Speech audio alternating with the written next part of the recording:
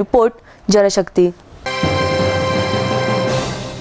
ब्रिटिशकालीन पुलांची दुरावस्था झाली असून महाड दुर्घटनेनंतर ब्रिटिशकालीन पुलांचा मुद्दा ऐरणीवर आला असताना कल्याणनगर राष्ट्रीय महामार्गावरील मुरबाड नदीचा धानिवली पूल धोकादायक बनला असल्याचं उजेडात आले आहे।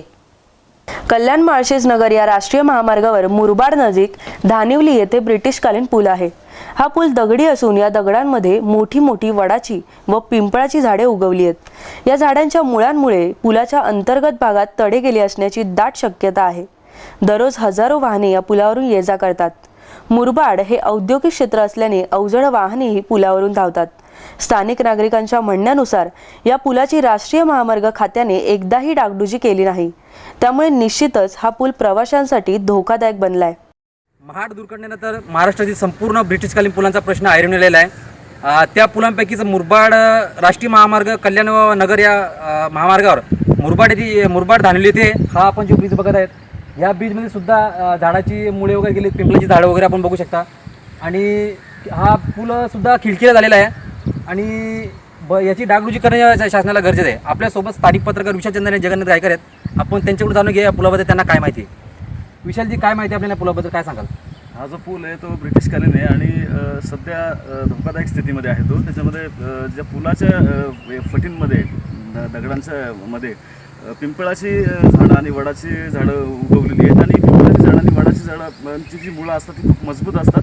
अगदी कुठली इमारत असेल किंवा पूल असेल किंवा कुठलंही बांधकाम असेल तर ती त्या मुळांमुळे बांधकाम कुठल्याही प्रकारचं स्ट्रक्चर कोसळू शकतं। त्याच्यामुळं गव्हर्नमेंटनं सरकारनं या पुलाची पाहणी प्रत्यक्ष करायला पाहिजे आणि त्याच्यामध्ये जर काही डागडुजी करायची असेल तर तीही केली पाहिजे, कारण हा जो पूल आहे तो मुंबई आणि नगर या सगळ्या परिसराला जोडणार आहे आणि रोजची हजारो वाहनं या पुलावरनं ये-जा करत असतात आणि खूप अवजड वाहनं देखील या पुलावरून येत जात असतात। त्यामुळे सरकारनं याची पाहणी करायला पाहिजे आणि त्याची वेळीच डागडुजी करायला पाहिजे। गायकर साहेब, तुम्ही काय सांगाल पुलाबद्दल? मलाही तेच म्हणायचं आहे की आता जी महाडची जी प्रकार घडला त्या संदर्भात हा सुद्धा ब्रिटिशकालीन पूल असल्यामुळे याची सुद्धा मुदत संपलेली आहे आणि शासनाला त्याचं पत्रही आलेलं आहे। तर ह्या पुलाची अतिशय दुर्दशा झालेली थोडीशी फार दिसतेची आहे। हाही कोसळण्याची शक्यता आहे, तरी शासनाने याच्याकडे त्वरित लक्ष घालून पुन्हा महाडची पुनरावृत्ती होऊ नये आणि जीवितहानी होऊ नये यासाठी शासनाने त्वरित लक्ष घालून याच्यावर डागडुजी करण्यात यावी असं मलाही वाटतं।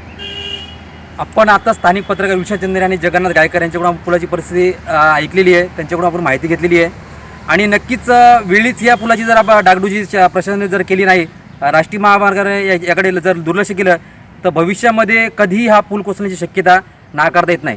कॅमेरामॅन सागर खोलामेसह जीवन शिंदे, जनशक्ती, मुरबाड। 12वे